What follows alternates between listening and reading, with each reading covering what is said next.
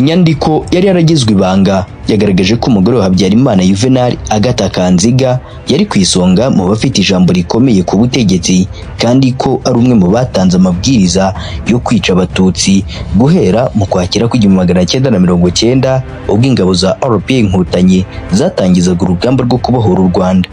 Iyi nyandiko ni ya Lieutenant Colonel Uwihoreye Charles wabaye mu ngabo zari zishinzwe kurinda umutekano wa Habyarimana, akaba yaranabaye umuyobozi wa gendarmerie y'ingabo z'u Rwanda muri Perefegitura ya Ruhengeri. Tariki 24 Kamena mu 1994, Lieutenant Colonel Uwihoreye yandikiye Colonel René Garnier wabaye umujyanama muri ambasade y'Ubufaransa i Kigali mu bijyanye n'igisirikare kuva mu 1988 kugera mu mwaka wa 1991, hamuha amakuru y'ubwicanyi bwari bukomeje mu bice bitandukanye by'igihugu. Mu mwaka wa 2022, Colonel Garnier yamaze imyaka myinshi abitse ibaruwa kugeza ubwo yashyikirizaga Professeur Vincent Ducret wayoboye komisiyo yakoze ubushakashatsi ku bufasha leta y'Ubufaransa yahaye leta y'u Rwanda kuva mu mwaka wa 1990 kugera mu 1994.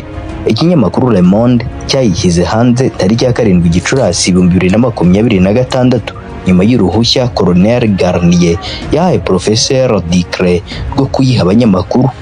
Iyi baruwa igaragaza Colonel Garnier uko zimwe mu ngabo zarindaga Habyarimana zari ziyobowe na Major Mugemana zishe abasivili b'abatutsi muri komine Kinigi ndetse na komine Kigombe mu Ruhengeri ku gicamunsi cya tariki 22 Mutarama mu mwaka wa 1991, nuko ku munsi wakurikiyeho abo umuryango we bari bagiye kwicwa.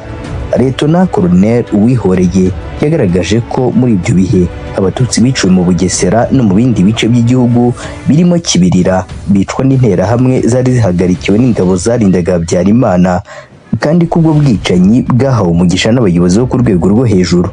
Uyu musirikare yagaragaje ko ubutegetsi bw'icyo gihe bwari burajwe ishinga no kwica abanyapolitiki batavuga rumwe nabwo, kuko Perezidansi yagiye itanga amabwiriza atanditse aho gutegura uburyo bwo guhangana n'ingabo za RPA mu rwego rwa gisirikare.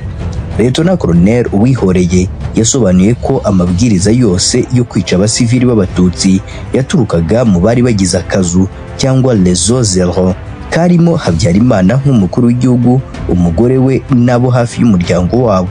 Uyu musirikare wapfuye mu mwaka wa 2009 yanditse ko abayobozi bo mu nzego zose zaba iza politiki, iz'umutekano n'iz'ubukungu bagombaga kubahiriza amabwiriza yabaga aturutse mu kazu. Icyakoze ko Gasana James wari minisitiri w'ingabo we yarabyanze afata icyemezo cyo kwegura.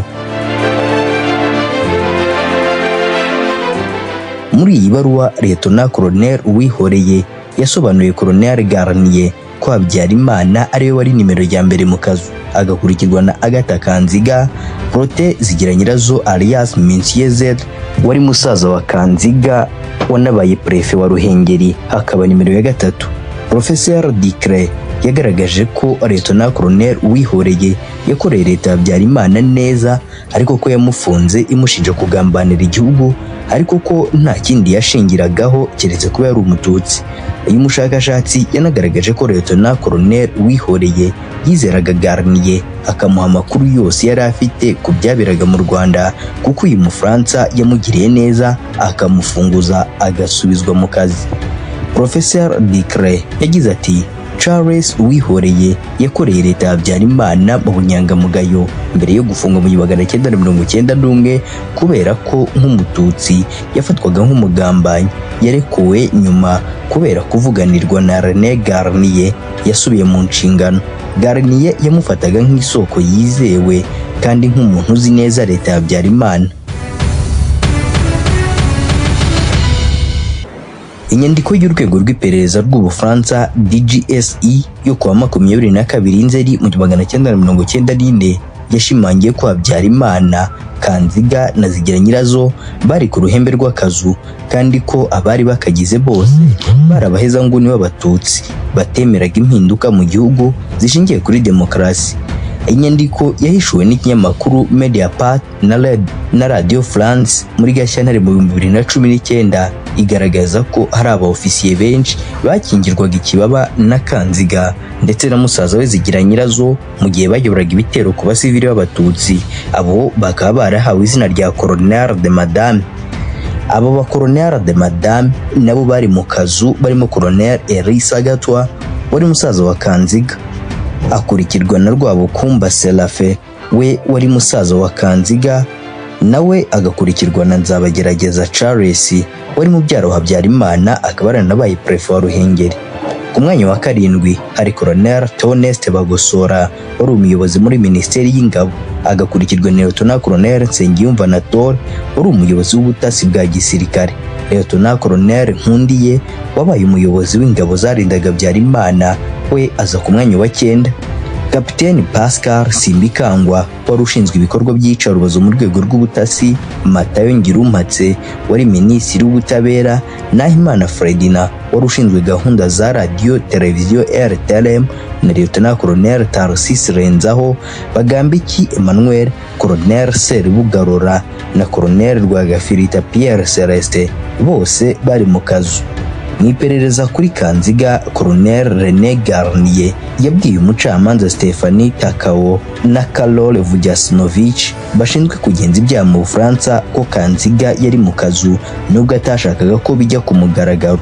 Ibaruwa Lieutenant Colonel Uwihoriye yandikiye Colonel Garnier ntigeze ikoreshwa mu nkiko, ishobora kwifashishwa nk'ikindi kimenyetso kigaragaza uruhare rwa Kanziga mu itegurwa rya Jenoside yakorewe Abatutsi n'ikirwa mu bikorwa ryayo, kuko tariki ya 6 Gicurasi 2026 urukiko rw'ubujurire rwa Paris mu Bufaransa rwasabye ko hakomeza iperereza ku ruhare umugore wa Habyarimana Juvenal Agatha Kanziga akekwaho muri Jenoside yakorewe Abatutsi mu 1994 ndetse no mu itegurwa ryayo. Umwe mu banyamategeko bunganira abaregera indishyi mu manza za Jenoside zibera mu Bufaransa, Maître Gisagara Richard yatangaje ko umwanzuro w'uru rukiko hari inkuru nziza, yongeraho ko Kanziga atazacika ubutabera. Muri ubu butumwa Maître Gisagara yatangarije ku rubuga rwa X yavuze ko atazacika ubutabera. Uyu mwanzuro wafashwe tariki ya 6 Gicurasi 2026 utesha agaciro wari wafashwe n'abacamanza bo mu rwego rw'iperereza tariki ya 21 Kanama umwaka ushize 2025 wo guhagarikira iperereza ryatangiye mu mwaka wa 2008. Bari basobanuye nta bimenyetso bihagije bigaragaza ko yagize uruhare muri Jenoside. Ishami ry'ubushinjacyaha bw'Ubufaransa rishinzwe kurwanya ibyaha by'iterabwoba PN8 ari naryo ryahawe ububasha bwo gukurikirana ibyaha bya Jenoside ryatewe utwatsi uyu mwanzuro, rigaragaza ko hari ibimenyetso n'ubuhamya byirengagijwe, rinaboneraho gusaba ko byakwitabwaho.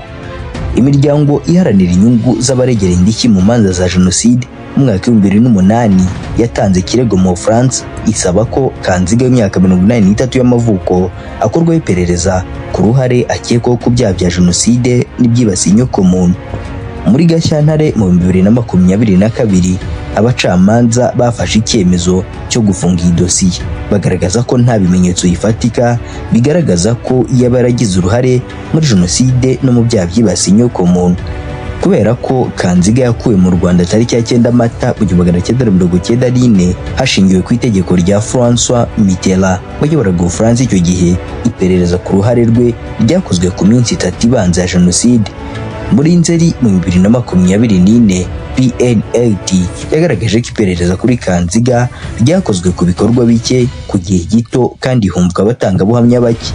PN8 yasabye ko hakorwa iperereza ku bikorwa bya Kanziga byo kuva ku itariki ya 1 Werurwe kugera ku ya 9 Mata 1994, imushinja n'ikindi cyaha cyo kugira uruhare mu mugambi wa Jenoside. Nyuma y'umwanzuro wafashwe muri Kanama mu 2025, imiryango iharanira inyungu z'abaregera indishyi yagaragaje ko bitumvikana ko Kanziga atahamijwe kuba mu kazu kari kagizwe n'abo mu muryango wa Habyarimana n'inshuti za hafi bateguye Jenoside yakorewe Abatutsi, kandi ibimenyetso bihamya ko yakabagamo. Iyi miryango yagaragaje ko abacamanza bashingiye umwanzuro ku buhamya bwatanzwe n'abantu batavugwaho rumwe barimo Gaspard Musabyimana wafashwe nk'inzobere kandi bizwi ko yari no mu buyobozi bwa RTLM, kimwe mu bitangazamakuru rutwitsi byabaye mu mateka y'u Rwanda. Musabyimana kandi yanagaragajwe nk'umuntu washyigikiraga ibikorwa byo guhakana jenoside kenshi, akanashyigikira ubutegetsi bwa Habyarimana binyuze mu icapiro yashinze mu Bubiligi. Wakwibaza uti hazakurikiraho iki nyuma y'icyemezo cy'urukiko gisaba ko iperereza rikomeza kuri Agatha Kanziga?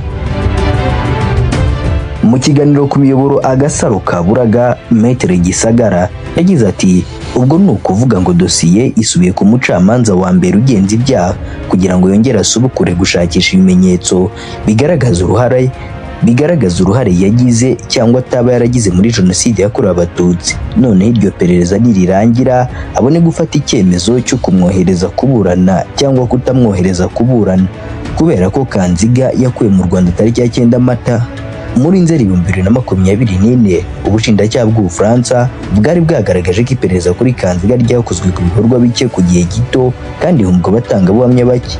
Ubushinjacyaha bw'Ubufaransa bwasabye ko hakorwa iperereza ku bikorwa bya Kanziga byo kuva ku itariki ya 1 Werurwe kugera ku ya 9 Mata 1994, ibyatuma hanagaragaza uruhare yagize mu itegurwa rya jenoside nk'uwahoze mu itsinda ry'abari bafite ijambo rikomeye mu butegetsi rizwi nk'akazu.